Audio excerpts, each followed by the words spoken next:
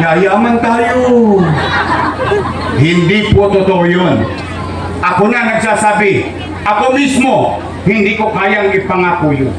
Dahil ang gobyerno, anumang uri ito, monarkiya, republikano, demokratiko, lahat ng uri ng gobyerno, hindi pwedeng sabihin, yayaman ka dahil sa akin. Hindi po kami lotto outlet. Pero, at the same manner, ang gobyerno, demokratiko, komunista, sosyalista, monarkiya, any forms of government can make his people life better by addressing the quality of life and living in a community.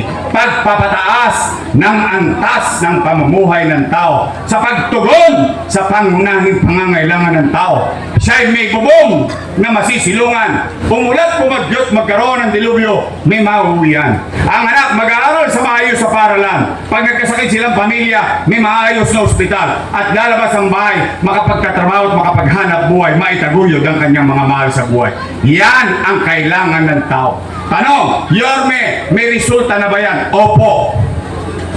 Kanino? Sa idol ko. Sino? Si Lee Kuan Yew. Sino si Lee Kuan Yew? Singapore. Nagawa ng isang leader. Alam niyo kung sino si Lee Kuan Yew? Kahit kakampi niya sa politika, nilalabanan niya, inaaway niya kapag kapakanan na ng taong bayan ang malalagay sa alanganin. Ano itsura ng Singapore 50 years ago, 60 years ago? Mas malala pa sa dilang malala. Ang daming adik, droga, gang, patayan, rape, and so on and so forth. Pero ngayon, tingnan niyo yung Singapore. Sumalangit daw ang kaluluwa ni Lee Kuan Yew. Tingnan niyo, maganda ba Singapore? Sino nakapunta sa Singapore? Isa, dalawa. Ngayon, napunta mo Singapore? Sana all.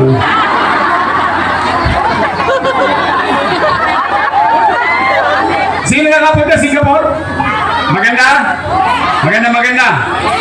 O, ngayon, tanong ko. Sinong gustong makita ang Singapore? Taas ang kamay. Umpisahan nyo na. Malayo-layo yun. Nagawa? Nangyari? May resulta. Yon ang gagawin ko. Yon ang pupuhunanan ko. Taong bayan. Tao muna. Mamamayan muna. Bago ang mga kapati-partido. Tanong, yung ba'y gusto niyong programa? O, di babalik tayo. Yun ang gagawin ko. Kalinisan, kaayusan, disiplina, kapanatagan, and minimum basic needs. O, Nay, Tay, gusto niyo ba talaga akong bumalik? Pwede ba ako makisuyo? Pwede ba? Straight tayo.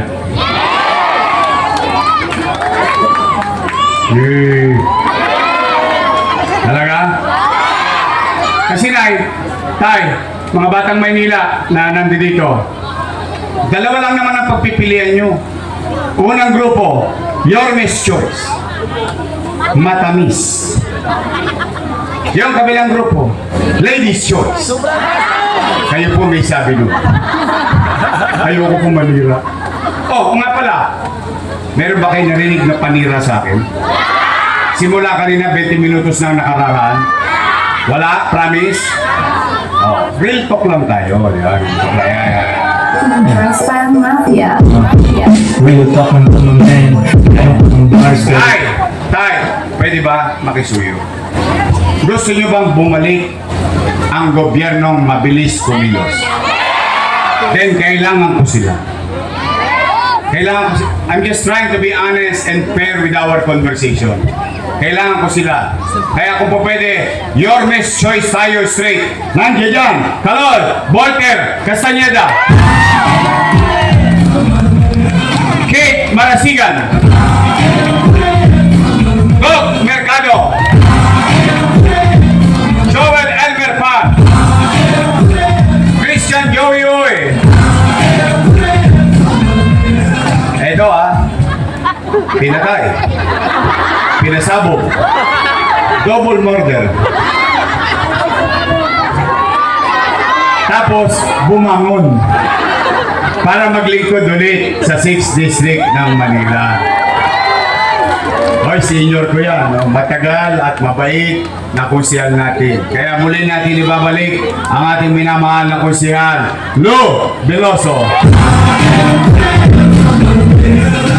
Ay! Nay, baka naman. Sarap yung manok dun, no?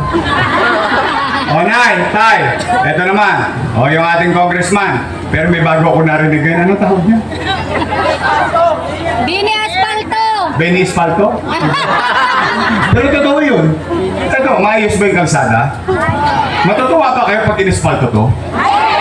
Sayang yung pera. Tama. Matino naman eh. Tama, mali. O, nandiyan na yan. Pwede ba, makisuyo, bigyan natin ng pagkakataon maging congressman, Joey Oy!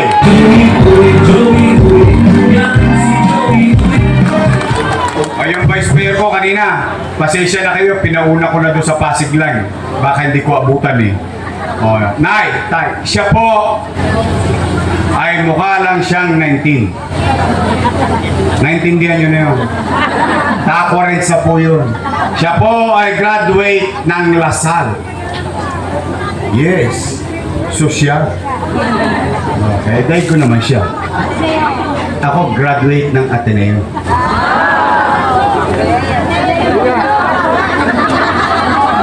Parang ngayon yung maniwala. You don't wanna believe me? You wanna believe me? My English is good. But I need cash. Ateneo Di Tondo. Siya ay graduate ng political science. So she knows the job. How the government works. Alam niya yung trabaho. At siya ay aral sa kanyang ama, being presiding officer ng Sangguniang Panglusod ng Maynila. Kaya ang ating Vice Mayor, huwag niyo ako bibigyan ng kalaban, ha? O kasi mumungguhin ako nun. Pero mo lahat ng dadaan ako, mamumunggo ko, madadauslos ako, mababago ang ulo ko. Paalam na. Oh, gusto ko matinong gobyerno, yung maliwala sa gobyerno. Kasi yung mga, pag binigyan nyo ng kontrapelo, kukontra ng kontra tungkol sa politika nila eh. Ay, Sairo. Tama mali? Ang ating Vice Mayor, Chi Atienza. Nay, Tay, your next choice, oh. Straight. Promise. And I have to repeat this. At paulit-ulit ko itong sinasabi because this is really what we need. Kung gusto talaga natin ng gobyernong mabilis kumilos at maibalik ang gobyernong mabilis kumilos, kailangan ko sila. Because I cannot do it alone. I cannot. I have to be honest always with the people. Kailangan ko sila. Kailangan ko kayo. Because if we all come together, we can make Manila great again. Magandang gabi. Pagpalain nawa kayo ng Pong Mayabang. Maraming salamat po. Sabay-sabay tayo sumigaw. Manila! Manila! Thank you.